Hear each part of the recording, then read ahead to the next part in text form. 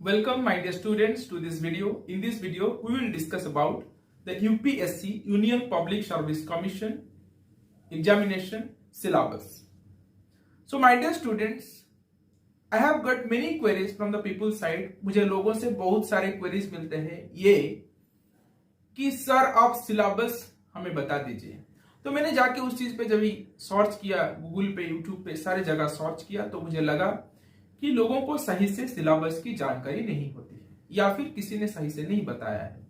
क्योंकि ये सिलेबस को जानना ये पहले बहुत जरूरी होता है किसी भी एस्पिरेंट्स के लिए जो नया नया तैयारी कर रहा है।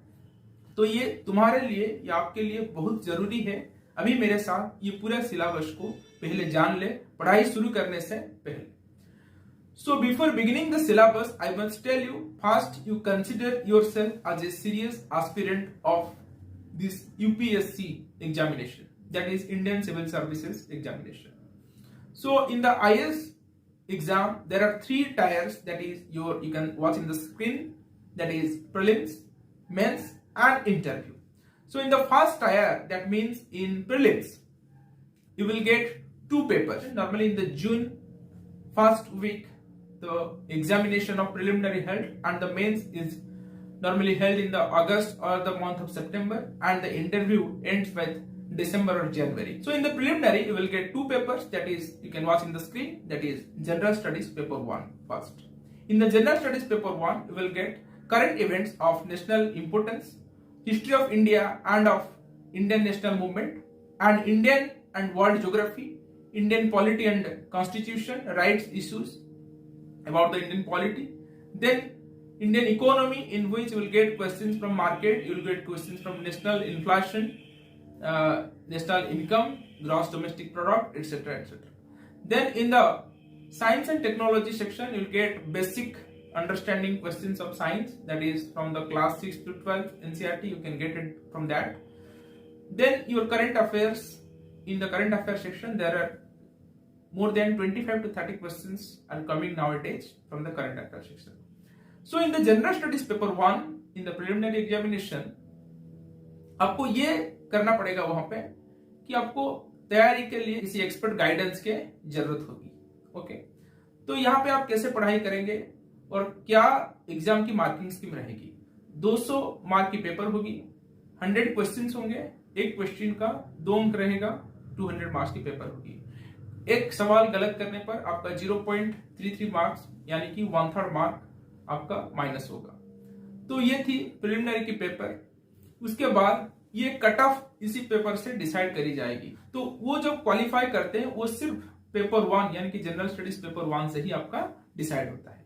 तो general studies paper 1 cut off आपके डिसाइड करता है, यानी कि 200 मार्क्स से आपका 107, 108, 10116 ऐसे करके कट ऑफ आता है, यानी कि 58 क्वेश्चंस अगर आप सही कर लेते हो 55 से ज्यादा तो 110 मार्क्स तक कट ऑफ आ जाती है, अगर आप बिना माइनस कैलकुलेशन किए हुए मैं ये बताता हूं। तो इसके बाद आते हैं हम जनरल स्टडीज के बाद CSAT पेपर को। CSAT यहाँ पे इसलिए बोला जाता है, इसको बोलते हैं civil services aptitude test. Civil services aptitude test में आपको ये जानना पड़ेगा ये क्या होता है पेपर। इसमें आपका general mental ability, general numerical ability यानी कि मैथमेटिक्स रीजनिंग के क्वेश्चंस जो आप बाकी SSC या फिर बैंकिंग के एग्जाम के लिए तैयारी करते हो, लेकिन उससे इजी लेवल का आएगा इसमें क्वेश्चन। और इसमें इंग्लिश और इंटरपर्सनल कम्युनिकेशन स्किल से रिलेटेड कुछ डिसीजन मेकिंग टाइप के सवाल आएंगे, English comprehension passage related questions आएंगे। तो ये बहुत इजी लेवल पे रहेगा। मैथमेटिक्स में डाटा इंटरप्रिटेशन पे भी क्वेश्चन आएगा, लेकिन ये जो पेपर है ये कट ऑफ के लिए कैलकुलेशन नहीं होगी मेंस के लिए। तो ये प्रिलिमिनरी, पूरा प्रिलिमिनरी पेपर भी आपका पूरे IAS के जो प्रिलिमिनरी, मेंस और इंटरव्यू को मिलाकर के कुल मिलाकर के मार्क होता है, तो उसमें प्रिलिमिनरी का मार्क नहीं ऐड किया जाता है। प्रिलिमिनरी के पेपर 1 की कट ऑफ इसलिए निकाली जाती है because to qualify to mains written examination. और इसमें भी जो दूसरा पेपर होता है CSAT paper, civil services aptitude test paper, वो सिर्फ क्वालिफाइंग इन नेचर होता है। तो उसमें 35% तक आपको लाना है, यानी कि 80 क्वेश्चंस उसमें आएगा, एक क्वेश्चन 2.5 मार्क्स की रहेगा और आपको 200 मार्क्स कुल मिला के होंगे वहां पे। तो ये थी आपकी पूरी की पूरी जानकारी प्रीलिम्स के एग्जाम के लिए। अगर आपको फिर भी कोई डाउट है, आप हमें कांटेक्ट कर सकते हैं पूरी जानकारी के लिए। प्रीलिम्स के बाद हम अभी डिस्कस करेंगे मेंस के सिलेबस के बारे में। So let's discuss about the mains examination syllabus. The mains examination will be of subjective type and in the written mode. In the offline mode, you have to write all these papers in a subjective mode. So if we discuss the mains syllabus, let me tell you, my dear friends, there are 9 papers in total. कुल मिला के 9 paper होते हैं, जिसमें से पहले दो paper को हम कहते हैं पेपर ए और पेपर बी। ये जो मेंस एग्जामिनेशन है वो 1750 यानी कि 1750 मार्क्स की होते हैं। तो इसमें आपको पहले 2 पेपर, जो पेपर ए है उसमें आपको नेटिव लैंग्वेज सिलेक्ट करना है। अगर आप वेस्ट बंगाल की हो, आपको बंगाली लैंग्वेज सिलेक्ट कर सकते हो, आसाम की हो, आसामी लैंग्वेज सिलेक्ट कर सकते हो, अगर आप उड़ीसा के हो, उड़िया लैंग्वेज सिलेक्ट कर सकते हो। तो ऐसे करके चलेगा। उसमें 300 मार्क्स होंगे जो कि क्वालिफाइंग इन नेचर होगा। और क्वालिफाइंग इन नेचर के मतलब जस्ट आपको उसे पास करना होगा 33% रख करके। और इसके अलावा जो दूसरा पेपर होगा उसमें क्वालिफाइंग का पेपर बी, उसमें आपको फिर वही पास करना पड़ेगा जो कि इंग्लिश के पेपर होगा। तो एक रहेगा आपका इंग्लिश पेपर और एक रहेगा आपका नेटिव लैंग्वेज का पेपर। उसमें आपको क्वालिफाई करने के बाद आपके जो कॉपीज हैं वो इवैल्यूएट किए जाएंगे बाकी सारे मेंस के पेपर का। तो उसमें आपको 7 पेपर अटेंड करने हैं। 7 पेपर जो कि जनरल स्टडीज और ऑप्शनल के पेपर होते हैं और एसे के पेपर होते हैं। तो उसका जो पहला पेपर होगा वो होगा एसे का पेपर। एसे के पेपर में आपको 250 मार्क्स का पेपर होगा। ये सारे 7 पेपर 250 मार्क्स के ही होंगे।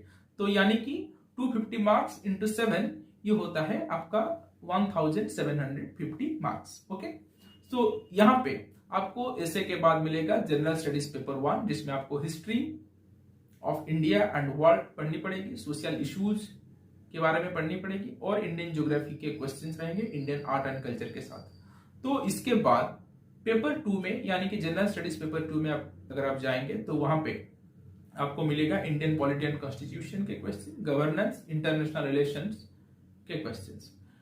इसके बाद जनरल स्टडीज पेपर 3 जो होगा 250 मार्क्स की होगा, उसमें आपको मिलेगा questions Indian economics, Indian agriculture, disaster management और थोड़े बहुत साइंस एंड टेक्नोलॉजी के क्वेश्चंस। उसके बाद होता है आपका जनरल स्टडीज पेपर 4। तो इसमें आपको मिलेगा क्वेश्चन एथिक्स का। एथिक्स यानी कि नीति शास्त्र। नीति शास्त्र में आपको आपका मोरल, आपका कंडक्ट, ऑफिसर के हिसाब से आपकी बिहेवियर कैसे होनी चाहिए, केस स्टडीज आपको ज्यादा दी जाएगी लॉन्ग क्वेश्चन के हिसाब से। तो वहां पे ऐसे करके सवाल रहेंगे। जनरल स्टडीज के पेपर के बाद आपका ऑप्शनल का एक पेपर रहेगा। जो सारे लिस्टेड ऑप्शनल हैं आपका डिटेल एडवर्टाइजमेंट में, उसी में से आपको एक ऑप्शनल चूज करना पड़ेगा। जैसे कि आप मान लीजिए, मैं एग्जांपल के तौर पर लिखता हूं कि हिस्ट्री के ऑप्शनल या फिर सोशियोलॉजी के, ज्योग्राफी के ऑप्शनल, एक कोई ऑप्शनल आपको चुनना पड़ेगा।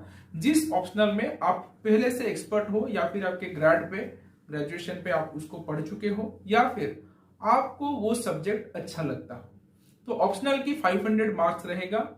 तो ऑप्शनल की जो 500 मार्क्स रहेंगे उसमें 2 पेपर रहेंगे, पेपर 1 और पेपर 2। तो ऑप्शनल की दोनों पेपर में 250 मार्क्स के होंगे। तो ये हो गया आपका पूरा जनरल स्टडीज, ऑप्शनल और एसे मिलके 7 पेपर जो कि 1750 मार्क्स के। तो ऑप्शनल की पढ़ाई के लिए अगर आप डिटेल में जानना चाहते हैं कोई कौन सा ऑप्शनल अच्छा होगा, कौन सा मार्क फेचिंग है, मेरे लिए कौन सा अच्छा है, तो इसके रिगार्डिंग मेरे जो बाकी के वीडियोज हैं उसको आप सर्च कीजिए। आप डिटेल में जाकर के उन वीडियोस को देखिए, उसमें आपको पूरी जानकारी मिल जाएगी ऑप्शनल के बारे में।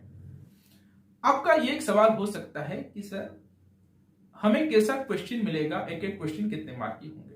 एक एक क्वेश्चन कभी कभी 10 मार्क्स के होते हैं, कभी कभी 15 मार्क्स के होते हैं और कभी कभी पूरा पेपर 12.5 मार्क्स का होकर के 20 क्वेश्चन उससे आपको मिल जाता है। यानी कि 12.5 मार्क्स इंटू 20 क्वेश्चंस हो जाता है, तो हमारा 250 मार्क्स यहाँ पे हो जाता है। तो ऐसे करके आपका 1750 मार्क्स का पूरा मेंस की रिटन एग्जामिनेशन है जो कि सब्जेक्टिव की नेचर है। ठीक है, उसके बाद आपका आता है, उसमें अगर आप क्वालिफाई करते हो मेंस के एग्जाम के बाद, तो उस पे आप उससे सिलेक्ट किए जाते हैं। सपोज आप प्रीलिम्स से 15,000 लोगों को मेंस के लिए क्वालिफाई किया गया किसी साल, उसमें से कम 2500 से 3000 लोगों को या फिर लगभग 2500 लोगों को उसमें से लिया जाता है इंटरव्यू के लिए। तो इंटरव्यू का परसेप्शन ये रहता है कि हर 2 आदमी से 1 आदमी को चुना जाएगा। तो इसमें से आपको इंटरव्यू का 275 मार्क्स का इंटरव्यू होता है। 275 मार्क्स के इंटरव्यू में आप कितना भी स्कोर कर लीजिए तो वो उसी से आपको यूपीएससी का रैंकिंग नहीं मिलता है। यूपीएससी का पूरा रैंकिंग आपको मेंस में दिए गए वो 7 पेपर्स का मेरिट और इंटरव्यू का मेरिट मिला करके आपका रैंकिंग निकलता है। तो इसमें आपका पूरा यूपीएससी का आईएएस का रैंक आ जाता है। और मेरे प्यारे दोस्तों, सबका आईएएस नहीं होता है, उसमें बहुत सारे सर्विसेज होते हैं, जैसे कि इंडियन एडमिनिस्ट्रेटिव सर्विस, उसके बाद Indian foreign service, Indian revenue service, और ऐसे 22 सर्विसेज होते हैं यूपीएससी के इस एग्जाम के अंदर। ठीक है, इंडियन सिविल सर्विसेज एग्जामिनेशन हर साल 700 से 1000 के वैकेंसी निकालती है और उसमें जो बच्चे सिलेक्ट होते हैं वो वही 22 कैटेगरी में उनको नौकरी मिलती है। उसके बाद 1 साल की आपकी ट्रेनिंग होगी। भारत दर्शन उसमें 1 महीना का होगा। उसमें लाल बहादुर शास्त्री नेशनल एकेडमी में आप जाकर के, नेशनल एकेडमी ऑफ एडमिनिस्ट्रेशन, उसमें आप रहेंगे। वहां पे आपकी ट्रेनिंग होगी। जो आईपीएस होंगे उनका हैदराबाद में ट्रेनिंग होगा। ऐसे करके हर जगह अलग अलग लोगों की ट्रेनिंग होगी। उसके बाद जाकर के पोस्टिंग आपको अपने कैडर मिलेगी, कौन से स्टेट में कौन से कैडर में आपकी पोस्टिंग होगी। ये थी डिटेल सिलेबस और आपकी पोस्टिंग की जानकारी। अगर आपको फिर भी कोई क्वेरीज हैं, आप हमारे साथ संपर्क कर सकते हैं। हमारे नंबर आपको नीचे यहाँ पे मिल जाएगा, जिसपे व्हाट्सएप करके आप पूछ सकते हैं अगर कोई क्वेरी सिलेबस के रिगार्डिंग है।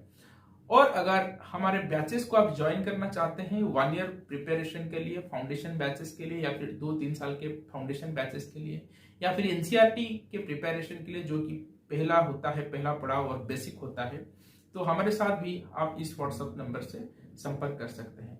हम बच्चों को पूरा प्लिंथ से पैरामाउंट तक लेते हैं, पूरा बेस से उनका हाइट को स्केल करते हैं। जैसा कि हमारे नाम में ही आप देख सकते हैं कि पिरामिड बेस से कोई आता है तो उसको स्केल ऑफ करते हैं, उनके हाइट को स्केल करते हैं और उसको पीक पे, जेनिथ पे पहुंचाते हैं।